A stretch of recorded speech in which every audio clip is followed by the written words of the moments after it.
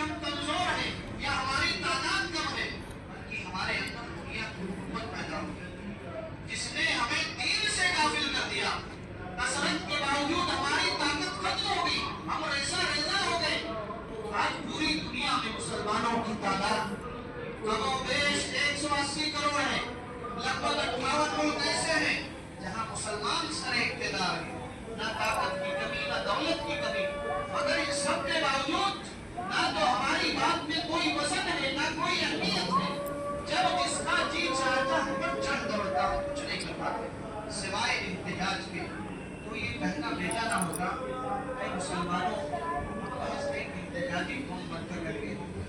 جب یہ حالات پیدا ہو جائیں گے تو دنیا و کراہیت الموت، یعنی مسلمان ہونے کے باوجود مومن ہونے کے باوجود جب دنیا پسندیدہ ہو جائے گی، آخرت کو بھول جاؤ گے، موت سے نفرت کرنے لگو گے، جب یہ حالات پیدا ہو جائیں گے آج اقوام عالم میں ہم ذلیل ہو کر رہ گئے، ذلت و خواری ہمارا مقدر بنتی جا رہی ہے۔ یاد رکھو اسی طرح تعداد زیادہ ہونے سے کچھ نہیں۔ صحابہ نے جب کہا اللہ کے رسول تعداد کم ہوگی ہمارے بہت زیادہ ہو گئے، آج تعداد کتنی زیادہ ہے ایمان کی ضرورت پڑتی ہے۔ مانا آپ کا ایمان کس طرح ہے؟ تعداد سے کچھ فائدہ نہیں ہوتا۔ غزوہ حنین کا موقع یاد کیجئے، غزوہ حنین میں مسلمانوں کی تعداد 12,000 سے زیادہ لشکر تھی۔ صحابہ کے اندر دل میں آ گیا کہ اللہ کی مدد ہمارے ساتھ ہے، اس بار جیت پکی ہے۔ ایمان میں ہلکی سی لچک ہے۔ ہم صبح سے لے کر شام تک اپنے ایمان کا حقیقی معنوں میں جانا ہے کس طرح ہے۔ بنو حوازن کے تین اندازوں میں جب تیر برسانا شروع کیا صحابہ بھاگ کریں گے، اللہ کے نبی صلی اللہ علیہ وسلم کو سامنے آنا پڑا۔ نبی اکرم جناب محمد رسول اللہ صلی اللہ علیہ وسلم نے کہا انا نبی اللہ کذب، میں اللہ کا سچا نبی ہوں، جھوٹا نہیں ہوں۔ اے مسلمانوں، اے میرے ساتھیوں، کہاں جا رہے ہو؟ علی کو عبد المطلب تمہارا نبی ادھر کھڑا ہوا، تم کہاں جا رہے ہو؟ اس طرح انہوں نے تیر برسانا شروع کیا۔ 12,000 میں سے بہت کم تعداد بچی۔ اللہ تبارک و تعالیٰ نے اس کا قرآن کے اندر نقشہ کھینچا ہے، تذکرہ کیا ہے۔ وَيَوْمَ حُنَيْنٍ إِذْ أَعْجَبَتْكُمْ كَثْرَتُكُمْ فَلَمْ تُغْنِ عَنْكُمْ شَيْئًا وَلَا تَقْرَبُوا الْأَرْضَ بِمَا رَحُبَتْ ثُمَّ وَلَّيْتُمْ مُدْبِرِينَ۔ حنین کے دن کو یاد کرو جب تمہیں اپنی کثرت تعداد پر بہت ناز ہو گیا تھا، تمہاری کثرت تعداد نے تمہیں کوئی فائدہ نہیں دیا، زمین کشادگی کے باوجود تنگ ہو گئی تھی، تم پیٹ پھیر کر بھاگنے لگے تھے۔ اللہ نے سکینت نازل فرمائی۔ واقعہ بتلا رہا ہے تعداد زیادہ ہونے سے کچھ فرق نہیں پڑتا، تعداد کتنی ہو اگر ایمان میں کمزوری ہے تعداد کوئی فائدہ نہیں۔ آج وہی حالت ہے، ایمان میں تھوڑی سی لچک آئی، ہماری تعداد بہت زیادہ ہے، اللہ سے مدد نہیں مانگی۔ آج ایمان کا حقیقی معنوں میں جائزہ نہیں، ہم اللہ سے کتنی مدد مانگتے ہیں۔ ہمارا بھروسہ، ہمارا ایمان، ہمارا توکل، ہمارا عقیدہ اللہ پر کتنا ہے۔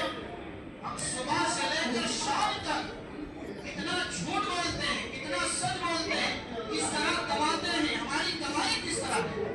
دور حاضر میں مسلمانوں اس بات کی ضرورت ہے۔ دور حاضر میں ہماری بہت ساری ذمہ داریاں ہیں، اس مختصر سبق میں کوئی تفصیل نہیں بیان سکتی، میں مختصر بیان کرنے کی کوشش کرتا ہوں۔ اسی طرح دور حاضر میں ہماری ذمہ داریوں میں سے ہم سب کریں تو کیا کریں؟ حالات کے مطابق چند کام وقت کے مطابق کرنا۔ اللہ نے سورہ ال عمران میں کر فرمایا وَإِنْ وَتَتَّقُوا لَا يَضُرُّكُمْ كَيْدُهُمْ شَيْئًا، اگر تم لوگ صابر بن جاؤ، متقی بن جاؤ، اللہ تیرا دشمنوں کی چالوں کو ناکام بنا دے۔ سب صبر کا ایک ہی معنی جانتے ہیں، کسی کی موت ہو گئی اِنَّا لِلَّهِ وَإِنَّا إِلَيْهِ رَاجِعُونَ، لیکن اس کا نام بھی صبر ہے۔ لیکن صبر کی 3 قسمیں ہیں۔ الصبر علی الطاعہ، دین اسلام پر آپ جمے ہوئے ہیں، پریشانی آ رہی، تکلیفیں آ رہی، ڈٹے ہوئے ہیں، اس کا نام بھی صبر ہے۔ نیکی کے کاموں پر صبر کرنا، آپ بھلائی کا کام کر رہے ہیں، آپ کی رکاوٹیں بن رہی ہیں، راستے میں اذیتیں تکلیفیں آ رہی، یہ بھی اس کا نام بھی صبر ہے۔ حضرت بلال حبشی رضی اللہ عنہ کو کتنی تکلیفیں دی،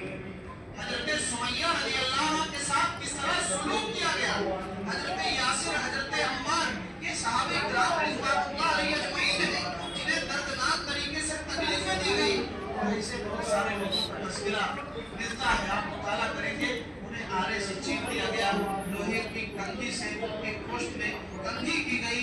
सारी चीजें जब आप पढ़ेंगे रोंगटे खड़े हो जाएंगे। उसका नाम भी सब्र है।